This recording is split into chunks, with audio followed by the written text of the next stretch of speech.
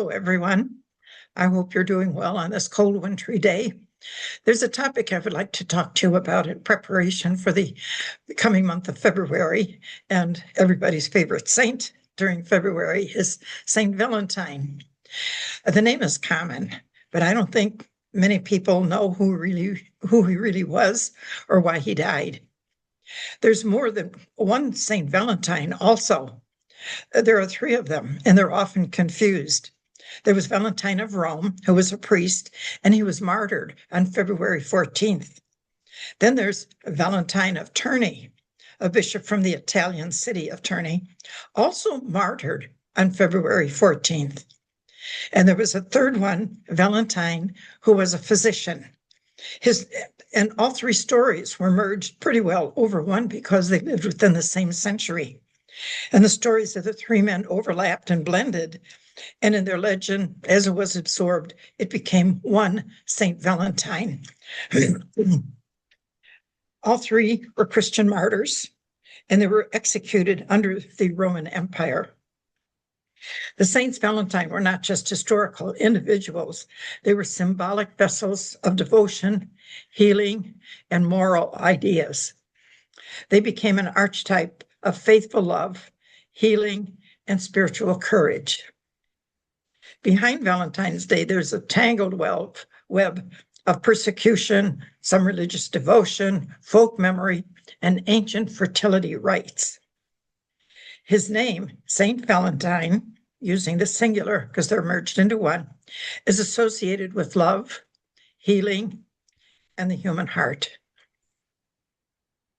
Hearts for Valentine's Day, right? Saint Valentine lived in the 3rd century during one of the most dangerous periods of early Christian history. The Roman Empire was still officially pagan, and Christianity was seen as a destabilizing force or not to be practiced. In fact, it could lead to your death.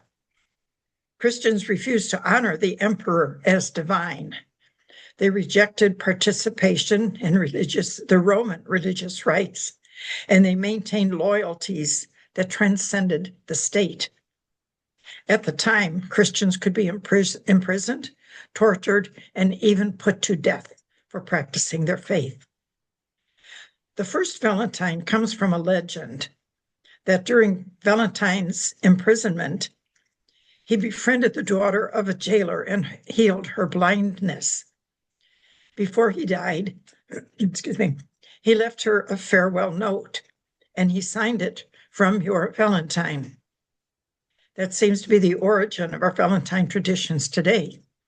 But there is another story attached to Bishop Valentine, which obviously was one of the priests.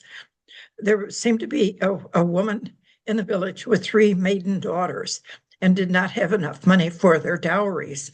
So Bishop Valentine used to come at night and throw money bags into the windows so that, the woman would at least have money to marry her daughters. So either Valentine legend could be used, could be correct. We don't know whether they're absolute at all. Now, the secular romantic ideas associated with Saint Valentine's, however, they are based on the spiritual values of the saint. The deeper meaning of Saint Valentine's Day is not that of romantic love, but one of compassion, gratitude, and spiritual connection. The feast day on February 14th replaces the ancient Roman fertility festival of Lupercalia, again associating his name with romance. In medieval tradition, he became the patron saint of epilepsy. Epilepsy was once called a falling sickness and was believed to involve spiritual or divine forces. He's also the patron saint of beekeepers. I never thought of that. Purity and resurrection. He's also the patron saint of nervous disorders and fainting. Fainting was associated with the loss of vital spirits. Now, while the pagan feast of Lupercalia separated erotic and biological fertility, Valentine's feast reframed love as sacred, chaste, and spiritually meaningful.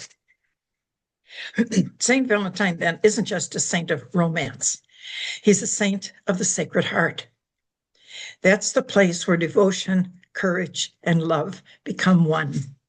So this year, when St. Valentine's Day comes around, don't think of it as just a nice, happy feast day to fall in love or have a lot of fun that day.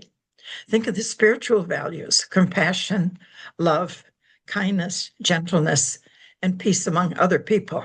And yes, there is a romantic one, but it's also chaste and pure. So remember St. Valentine's Day. Have a good day. Celebrate peacefully and spiritually. Thank you very much. God bless. Bye-bye.